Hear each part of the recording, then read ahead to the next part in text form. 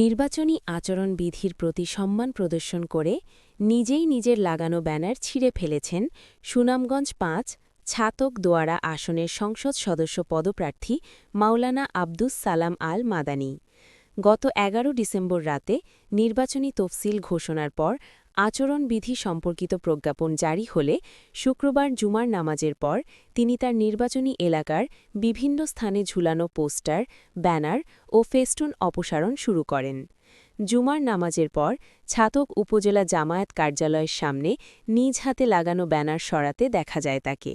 এ সময় উপস্থিত ছিলেন ছাতক দোয়ারা নির্বাচনী আসন পরিচালক ও জেলা কর্মপরিষদ সদস্য অ্যাডভোকেট রেজাউল করিম তালুকদার, উপজেলা আমির মাওলানা আকবর আলী, পৌরসভা আমির ইঞ্জিনিয়ার নোমান আহমেদ, উপজেলা সেক্রেটারি হাফিজ জাকির হোসেন, পৌরসভা সেক্রেটারি ডাক্তার হেলাল উদ্দিন, পৌরসভা উলামা বিভাগের সহসভাপতি মাওলানা শাহিন আহমেদ, নোয়ারাই ইউনিয়ন জামায়াতের ভারপ্রাপ্ত সেক্রেটারি হাফিজ বিলাল হোসেন।